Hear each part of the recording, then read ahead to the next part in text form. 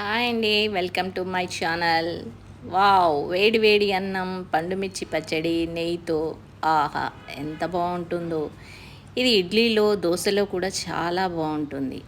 ఈ పచ్చడి మనం తయారు చేసుకొని సంవత్సరం వరకు నిల్వ కూడా ఉంచుకోవచ్చు. ఈ పచ్చడిని ఎలా చేయాలో మనం చూద్దాం రండి.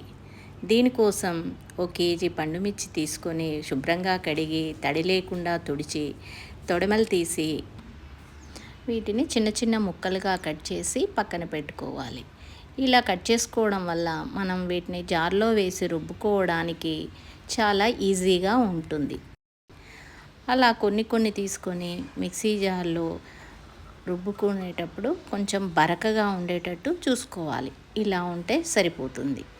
దీన్ని ఓ గిన్నెలోకి తీసుకొని మిగతా వాటిని కూడా జార్లో వేసుకొని దీనికి కావలసిన చింతపండు కూడా రెడీ చేసుకొని చింతపండు, వెల్లుల్లి ఒక 100 గ్రామ్స్, చింతపండు 200 గ్రామ్స్. ఈ తీసిన వెల్లుల్లో కొన్ని పక్కన పెట్టుకొని మిగతావి పండుమిర్చి, చింతపండు, వెల్లుల్లి, ఉప్పు కూడా 150 గ్రామ్స్ యాడ్ చేసుకొని మెత్తగా పేస్ట్ రుబ్బుకొని ముందుగా పట్టి పెట్టుకున్న పేస్ట్లో కలిపి పక్కన పెట్టుకోవాలి. ఇలా పెట్టుకున్న పచ్చడి మనకి ఒక సంవత్సరం వరకు నిల్వ ఉంటుంది. దీన్ని మనం కావలసినంత కొంచెం కొంచెం తీసి పోపు పెట్టుకోవచ్చు, లేకపోతే అంతా ఒక్కసారి కూడా పోపు పెట్టుకోవచ్చు.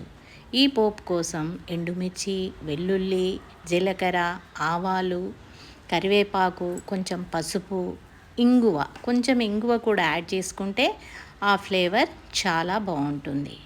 ఇలా పెట్టిన పోపుని మనం కొంచెం తీసుకొని దాంట్లో ఈ పోపుని కలిపి మొత్తం పేస్ట్లో కలిసేటట్టు కలుపుకొని అలానే ఒక స్పూన్ జీలకర్ర మెంతుల పౌడర్ని యాడ్ చేసుకుంటే మన పండుమిర్చి పచ్చడి రెడీ.